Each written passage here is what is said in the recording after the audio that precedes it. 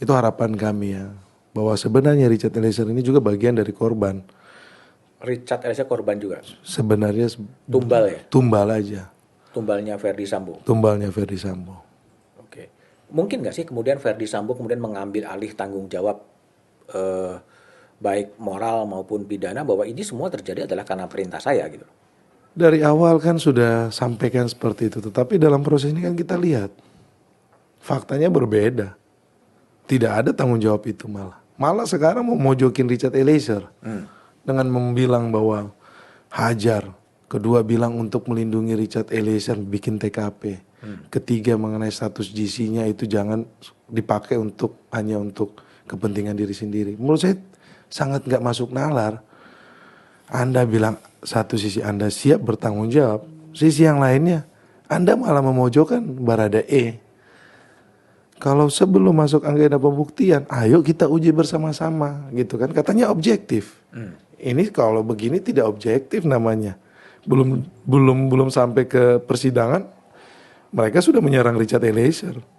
Kalau masalah tembak masalah hajar kita bantah, itu tembak. Yang kedua, masalah melindungi Richard Eliezer. Faktanya adalah Sambo itu membawa pistolnya almarhum Joshua. Kemudian kan sempat jatuh di depan rumah Duren 3 kalau teman-teman lihat di rekonstruksi. Buat apa bawa pistolnya almarhum Joshua? Kalau seandainya kan disampaikan mereka hubungannya baik, dekat, salah satu ajudan kesayangan almarhum. Kalau Richard Eliezer salah menerjemahkan perintahnya Sambo, bilanglah hajar, tiba-tiba Richard tembak, dibunuh. Mungkin saja Richard itu ditembak juga di tempat. Kalau enggak langsung dipanggil polisi, tangkap nih anak.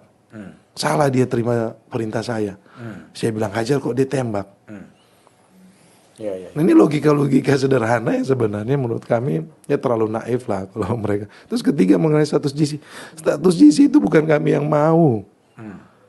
Itu negara memberikan karena negara melihat bahwa saksi pelaku yang mengungkap kasus ini harus dijaga.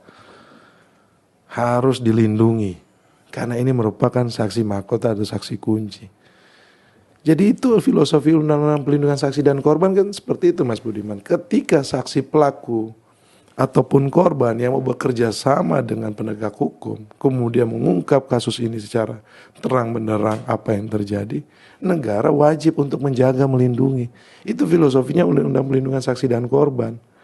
Kalau klien saya sebagai JC ini kemudian manfaatnya sebagai undang-undang pelindungan saksi korban, kami kan berharap sekali. Ini kan kalau ada, buat apa ada pelindungan saksi dan korban tapi klien saya tidak mendapatkan manfaat. Tetapi dalam hal ini kami sangat berterima kasih juga sama LPSK karena kemarin setiap hari kita komunikasi. Kemarin saya masih bertemu. Ini luar biasa, pendampingannya luar biasa, penjagaan keamanan klien saya luar biasa. Kami apresiasi. Dan nanti peran LPSK itu adalah untuk memberikan peringanan hukuman ya atau apapun ya. Jadi nanti mereka akan membuatkan surat rekomendasi sesuai dengan pasal 10 ayat 4 Undang-Undang Pelindungan Saksi dan Korban. LPSK akan memberikan surat rekomendasi kepada jaksa penuntut umum dan kepada majelis hakim. Yang isinya belum tahu ya. Isinya adalah keringanan hukuman. Keringanan hukuman. Tapi Pertimbangan. kalau dalam feeling Anda atau isu Anda mungkin Richard bebas gitu. Target kita kan bebas Mas Budiman ya. Tapi terlalu dini lah saya Terlalu dini sampaikan ya. terlalu Nanti dini, masih agak panjang nih. agak panjang Namanya penasihat itu kan pembelaan kita punya kan. Tapi kalau kita sampaikan bahwa kenapa kita bebas? Karena berdasarkan perintah. Ya, berdasarkan perintah. Pasal 51 ayat 1 itu kan. Kemudian ada juga pasal 48 overmah di bawah tekanan. Itu kan nanti bisa kita buktikan. Kan waktu fakta di Duren 3 itu kan sudah, woi tembak, woi kau tembak 3 kali loh perintah itu. Nanti kita buktikan sama-sama di persidangan. Berapa sih saksinya akan didengar dalam kasus Eliezer nih?